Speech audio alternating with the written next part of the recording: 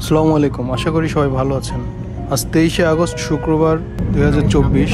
আমরা 4 বন্ধু মিলে যাচ্ছি ঢাকার কাছে রূপগঞ্জের নীলা মার্কেটে ঘুরতে। নীলা মার্কেট মূলত নীলা মার্কেট হলেও এখানে কোনো স্থায়ী স্থাপনা পাবেন না। এটা মূলত একটি গ্রামের বাজার অথবা মেলার মতো দেখতে। আর এই নীলা মার্কেটে আপনি একই সাথে বেশ কয়েকটি জিনিস পাবেন। এই নীলা মার্কেটের পাশ দিয়ে বয়ে গেছে বালু নদী, যেখানে অনেকগুলো সুন্দর ছোট ছোট সাজানো বোট আছে, যেখানে আপনি নৌকা ভ্রমণ করতে পারবেন। আরও রয়েছে বেশ কিছু স্পেশাল খাবারের দোকান, যে খাবারগুলো আপনি বেশ এনজয় করতে পারবেন। এই শামিম তো শ্বশুরে কি কি আছে?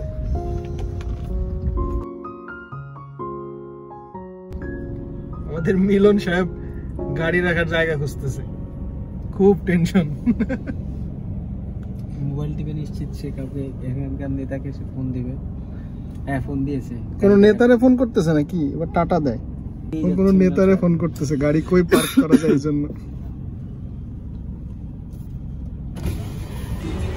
গাড়ি পার্ক করতে বেশ কিছুটা সময় অপচয় হলো।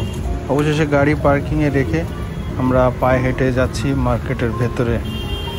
মূলত গাড়ি পার্কিংয়ের জন্য এখানে নির্দিষ্ট কোনো জায়গা নেই, রাস্তার পাশে আপনাকে রাখতে হবে। এই হলো রাতের নীলা মার্কেট। চারিদিকে অসংখ্য খাবারের দোকান।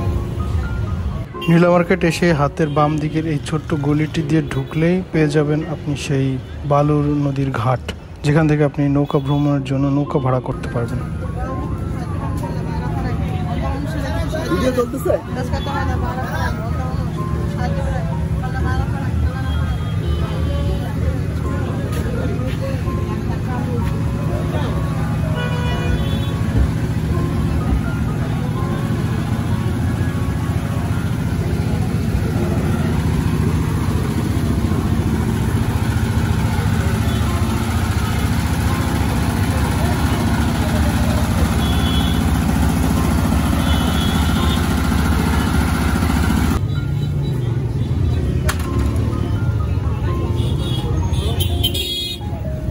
নীলা মার্কেটে বেশ কয়েকটি স্পেশাল খাবারের মেনু রয়েছে, যার মধ্যে দেশি হাঁসের মাংস আর রুটি অন্যতম।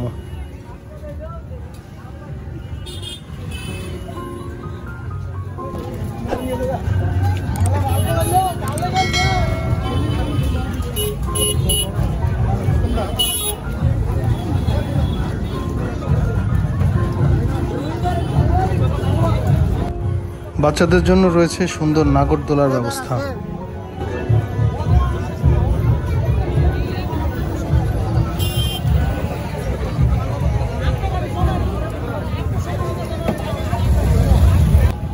বাচ্চাদের হরেক রকম খেলনার দোকানও পেয়ে যাবেন এখানে।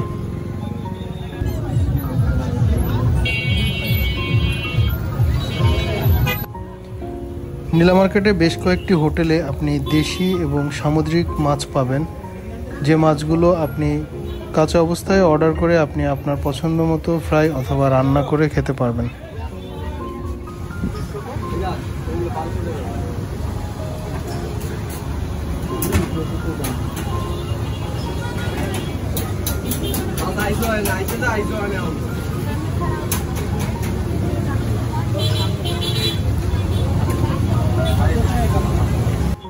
নীলা মার্কেটে রয়েছে বেশ কয়েকটি আকর্ষণীয় মিষ্টির দোকান, যেখানে মিষ্টিগুলো সামনে বসেই তারা তৈরি করে এবং আপনি গরম গরম মিষ্টি উপভোগ করতে পারবেন। রসমালাই